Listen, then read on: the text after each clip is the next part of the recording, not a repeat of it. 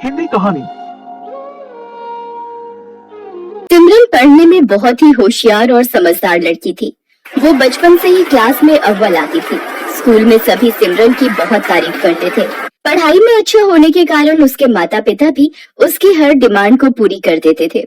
सिमरन की एक ही सहेली थी मीनल, जो उसके पड़ोस में रहती थी। दोनों साथ ही स्कूल जाती थी। एक दिन स्कूल जाते वक्त, अरे सिमरन, आज तूने फिर लेट कर दी। तू क्लास में अव्वल आती है, इसलिए तुझे टीचर कुछ नहीं बोलती। आज तो वो पक्का मुझे पनिशमेंट देंगी। अरे बाबा, कुछ नहीं होगा। हम दोनों क्लासरूम की खिड़की से जाकर सीट पर बैठ जाएंगे। ये देख, मेरा नया फोन। वाह, तुम्हारा पर्सनल फोन। यहाँ तो मुझे हर साल अपनी दीदी की पुरानी स्कूल ड्रेस पहनकर स्कूल जाना पड़ता है। ये फोन तुम्हारा भी तो है। आखिरकार हम दोनों बचपन से फ्रेंड्स हैं। कल पूरी रात मैं इसके फीचर्स देखती रही। मीनल और सिमरन बातें करते करते स्कूल पहुंच जाती हैं और चुपके से क्लासरूम के पीछे वाली खिड़की से घुसने की कोशिश करती हैं। लेकिन टीचर दोनों को पकड़ लेती है और लेट आने की वजह से टीचर दोनों को क्लास से बाहर कान पकड़कर खड़ा कर देती है। सिमरन, तुम पढ़ाई में अच्छी हो, लेकिन तुम्हें स्कूल के और भी रूल्स फॉलो करने चाहिए। डिसिप्लिन मेंटेन करना चाहिए। सॉरी टीचर, अगली बार से ऐसा नहीं होगा। सिमरन और मीनल के सामने वाली क्लास से दो लड़के क्लासरूम के बाहर कान पकड़कर खड़े थे। अरे क्यों दिल छोटा कर रही है? सिर्फ हम दोनों ही क्लासरूम के बाहर थोड़ी हैं। सामने उन लड़कों को देख। हाय गर्ल्स, आप लोग भी क्लास में लेट आई थी क्या? हाँ, ये टीचर भी ना स्कूल में पढ़ाने आती है या बच्चों को पनिशमेंट देने? मैंने तुम्हें स्कूल में पहले कभी नहीं देखा। हाँ, मैंने भी कुछ दिनों पहले स्कूल में एडमिशन लिया है। धीरे धीरे रॉकी और सिमरन में दोस्ती हो जाती है। दोनों एक दूसरे को अपना फोन नंबर दे देते हैं। दोनों हमेशा साथ में घूमते हैं। स्कूल के बाद भी साथ में वक्त बिताते हैं। एक दिन स्कूल से वापस आते वक्त सिमरन अपने मोबाइल से किसी को टेक्स्ट कर रही होती है। अरे यार, तू भी ना हमेशा इस मोबाइल में ही लगी रहती है। अरे वो स्टैंडर्ड 11 वाला रॉकी है ना, उसने मुझे क्या मस्त जोक भेजा है। तूने रॉकी को अपना नंबर क्यों दिया? वैसे भी वो दूसरे स्कूल से आया है। इस बार हमारा 10th क्लास है। वो मेरी थोड़ी स्टडीज में हेल्प कर रहा है और कुछ नहीं। मैं तो कहती हूँ तू उससे थोड़ा दूर रहा कर। मुझे वो लड़का बिल्कुल भी पसंद नहीं है। तू भी ना, ऐसा कुछ भी नहीं है। रॉकी काफी अच्छा लड़का है। अगले दिन सिमरन क्लास में बैठकर फोन चला रही थी, तभी उसे टीचर पकड़ लेती है। ये क्या है सिमरन? आजकल तुम्हारे मार्क्स वैसे भी पहले से बहुत कम हो गए हैं और तुम क्लास में बैठकर मोबाइल चला रही हो। मुझे मजबूरन तुम्हारी मम्मी को कंप्लेंट करना पड़ेगा। सॉरी टीचर, अगली बार से ऐसा नहीं होगा, वरना मम्मी मेरा फोन छीन लेंगी। प्लीज मम्मी को मत बताइएगा। ये तुम्हारी पहली गलती थी, इसलिए मैं माफ कर रही हूँ। ऐसे ही कुछ महीने बीत जाते हैं। गर्मी की छुट्टी का वक्त आ जाता है। सिमरन और रॉकी स्कूल के बाद कुछ टाइम साथ में गुजारने का प्लान करते हैं। अरे यार मीनल, तू आज अकेली घर चली जा। अगर मेरी मम्मी तेरे घर पर कॉल करे तो बोल देना मैं तेरे घर पर ही हूँ।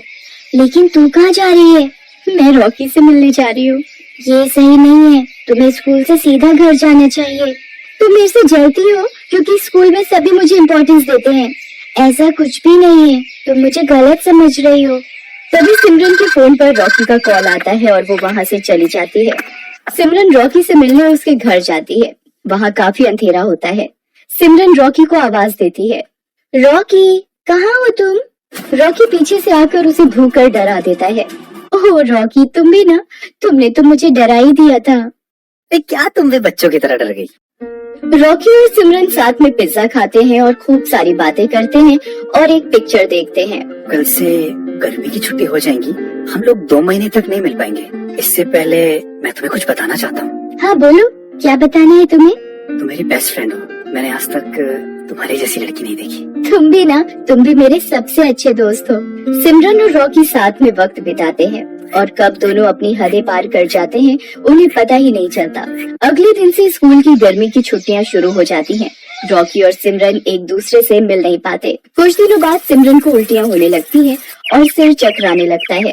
सिमरन को ये सब थोड़ा अजीब लगता है। तब वो मीनल को सारी बात बताती है। क्या किया सिमरन तूने? मुझे माफ कर दे। मैंने तेरे मना करने के बाद भी रॉकी के साथ वक्त बिताया। तू चिंता मत कर, कल से स्कूल खुल रहा है। तू पहले रॉकी से जाकर बात कर। अगले दिन सिमरन जाकर रॉकी से बात करती है, उसे सारी बात बताती है। तुम्हें याद है उस दिन हम तुम्हारे घर पर मिले थे, हमारे बीच? वो तो मेरा सबसे खूबसूरत दिन था। हमारे साथ में बिताए गए वो पल मैं कैसे भूल सकता हूँ? मैं प्रेग्नेंट हूँ। मुझे कुछ समझ में नहीं आ रहा मुझे क्या करना चाहिए। अगर किसी को पता चल गया तो सब हमारा मजाक उड़ाएंगे। ये क्या बोल रही हो? ऐसा ऐसा कैसे हो सकता है? ये मेरी प्रॉब्लम नहीं है। ये क्या बोल रहे हो तुम रॉकी? ये सब हमने साथ में किया था। ठीक है रुक जाओ, मैं कुछ करता हूँ, लेकिन इसके बाद तुम मुझे अपनी शक्ल मत दिखाना। रॉकी वहाँ से चला जाता है। सिमरन रोते हुए मीनल के पास जाती है। क्या हुआ? तुम रो क्यों रही हो? रॉकी रॉकी मेरी शक्ल भी नहीं देखना चाहता है। वो मुझसे नफरत करने लगा है। मुझे पता था वो लड़का कुछ ऐसा ही करेगा। मुझे उस पर बिल्कुल भी भरोसा नहीं था। मुझे लगता है हमें किसी बड़े की मदद लेनी चाहिए।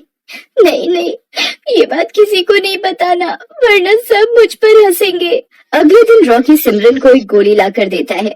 ये लो, ये गोली खा लेना, इसके बाद इस परेशानी से हमें छुटकारा मिल जाएगा। लेकिन रॉकी, इससे कुछ प्रॉब्लम तो नहीं होगी ना? चुपचाप से एक गोली खा लो और मेरा पीछा छोड़ दो। इसके बाद से ना तो मुझे कॉल करना, ना ही कोई मैसेज। सिमरन वो गोली खाकर जाकर अपनी क्लास में बैठ जाती है। तभी वो चक्कर खाकर गिर जाती है। तुझे क्या हो गया सिमरन? आंखें खोलो। इसके मुंह पर पानी छिड़कने के बाद भी इसे होश नहीं आ रहा है। लगता है कोई सीरियस इशू है। टीचर, मैं आपको कुछ बताना चाहती हूँ, प्लीज आप किसी को मत बताइएगा। मैं तुम्हारी टीचर हूँ, तुम लोगों को सही राह दिखाना मेरा काम है। तुम बिल्कुल चिंता मत करो, बिना झिझक के मुझे सारी बातें बताओ। मीनल डर कर टीचर को सारी सच्चाई बता देती है। टीचर सिमरन को हॉस्पिटल लेकर जाती है और वहाँ उसका अच्छे से चेकअप करवाती है। कुछ देर बाद सिमरन को होश आ जाता है। टीचर, मैं आपको कुछ बताना चाहती हूँ। मेरी तबीयत खराब होने के पीछे कुछ और वजह है। मुझे मीनल ने सब बता दिया है। इस उम्र में बच्चे नादानी करते हैं, लेकिन तुमने जो किया है वो छोटी बात नहीं है। इससे तुम्हारी पूरी जिंदगी बर्बाद हो सकती थी। मुझे अपने किए पर बहुत अफसोस है। मैं कभी भी ऐसा नहीं करूंगी।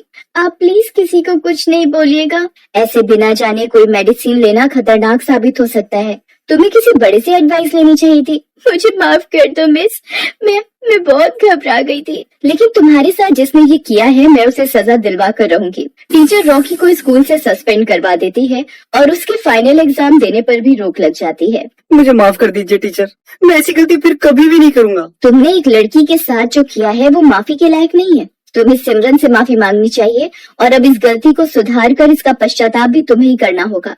मुझे माफ कर दो सिमरन, मुझसे बहुत बड़ी भूल हो गई है। मैं घबरा गया था। मैं तुम्हें प्रॉब्लम में छोड़ के चला गया। टीचर सिमरन को लेकर उसके माता पिता के पास जाती है। देखिए सर, मैं आपसे जो बात करने जा रही हूँ वो आपको बहुत धैर्य रखकर सुननी होगी।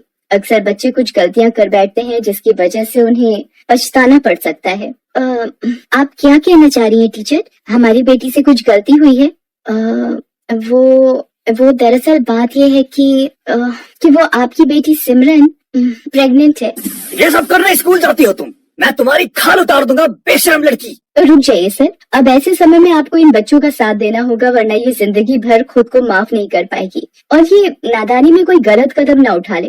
टीचर बड़ी समझदारी से सारी बात सिमरन के मम्मी पापा को समझाती है। अब हमें क्या करना चाहिए? इसकी तो जिंदगी बर्बाद हो जाएगी। अभी सिमर बहुत छोटी है, इसके सामने पूरी जिंदगी पड़ी है। हमें इस बच्चे का मिसकैरेज करवा देना चाहिए। मैंने डॉक्टर से बात की है, इसमें कोई भी दिक्कत नहीं होगी। फिर सिमरन की फैमिली और टीचर मिलकर उस बच्चे का मिसकैरेज करवा देते हैं। थोड़े दिनों बाद सिमरन बिल्कुल ठीक हो जाती है। सिमरन के मम्मी पापा भी उसकी गलती के लिए उसे माफ कर देते हैं। अब सिमरन और मीनल की फिर से गहरी दोस्ती हो जाती है। सिमरन मीनल से अपने बुरे बर्ताव के लिए माफी मांगती है। मीनल, मैंने तुझे भला बुरा कहा, लेकिन तुमने आज साबित कर दिया कि तुम ही मेरी सच्ची दोस्त हो।